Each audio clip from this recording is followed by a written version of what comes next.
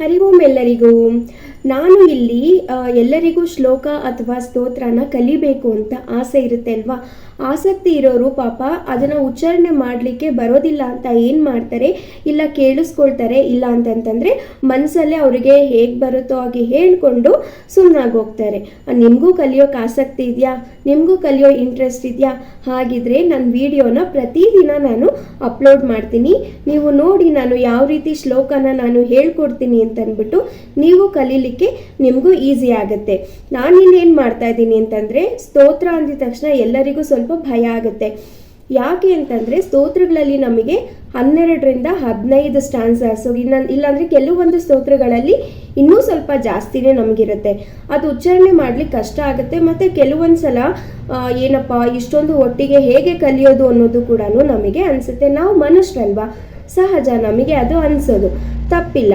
So ಹಾಗಾಗಿ ನಾನು ಈಗ ಇಲ್ಲಿ ಏನು ಮಾಡ್ತಾ ಇದ್ದೀನಿ ಅಂತಂದರೆ, ಆ ಒಂದೊಂದು ಸ್ತೋತ್ರನೂ ಒಂದು 4 ಲೈನ್ ಆಗಿ ಒಂದೊಂದು ಸ್ಟ್ಯಾನ್ಸ್ ಆಗಿ ಮಾಡಿ ಶ್ಲೋಕದಲ್ಲಿ ನಾನು ನಿಮಗೆ ಹೇಳಿಕೊಡ್ತೀನಿ.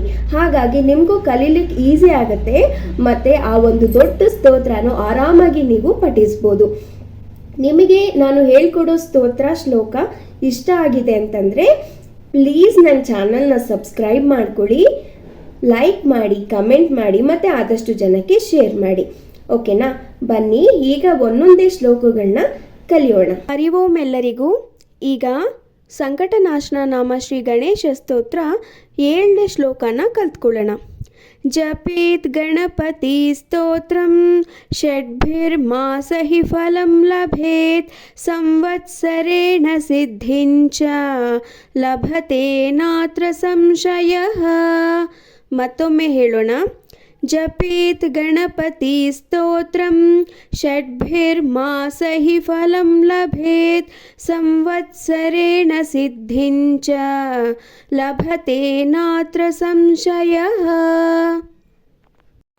ನನಗೆ ಒಬ್ಬರು ಕಮೆಂಟ್ ಹಾಕಿದ್ರು, ನೀವು ಶ್ಲೋಕನ 2 ಸಲ ಹೇಳಿಕೊಡಿ ಅಂತ.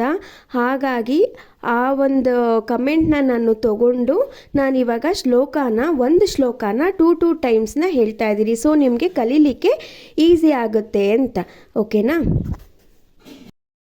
ನಾನು ಅಪ್ಲೋಡ್ ಮಾಡ್ತಾ ಹೋಗ್ತೀನಿ, ನೀವು ಕಲೀಲಿಕ್ಕೆ ಈಸಿ ಆಗುತ್ತೆ. ಮತ್ತು ನೆಕ್ಸ್ಟ್ ಸ್ಟ್ಯಾನ್ಸಾ ಒಂದಿಗೆ ನೆಕ್ಸ್ಟ್ ವಿಡಿಯೋದಲ್ಲಿ ನಾನು ಬರ್ತೀನಿ. ಹರಿ ಓಂ. ಈ ಸ್ತೋತ್ರ ನಮಗೆ ಏನಾದರೂ ಕಷ್ಟ ದುಃಖ ಇರುತ್ತೆ ಅಲ್ಲ, ಆವಾಗ ಹೇಳ್ಕೊಳ್ಳೋ ಅಂಥ ಶ್ಲೋಕ ಅಥವಾ ಸ್ತೋತ್ರ ಇದು.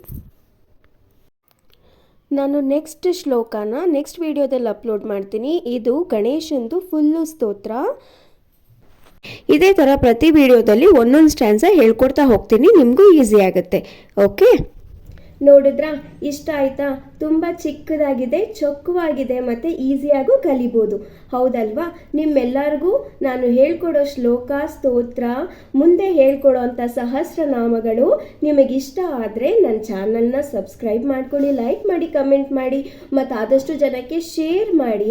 ಯಾಕೆ ಅಂತಂದರೆ ಎಷ್ಟೋ ಜನಕ್ಕೆ ಕಲೀಲಿಕ್ಕೆ ಆಸೆ ಇರುತ್ತೆ, ಆಸಕ್ತಿ ಇರುತ್ತೆ, ಆದರೆ ಹೇಗೆ ಅಂತ ಗೊತ್ತಿರೋದಿಲ್ಲ. ಸೊ ಇದೊಂದು ಅನುಕೂಲ ಆಗುತ್ತೆ ಅವ್ರಿಗೆ ಅಂತ ಕೇಳ್ಕೊತೀನಿ. ಮತ್ತೆ ಇನ್ನೊಂದು ಶ್ಲೋಕದೊಂದಿಗೆ ಭೇಟಿಯಾಗೋಣ. ಹರಿ ಓಂ.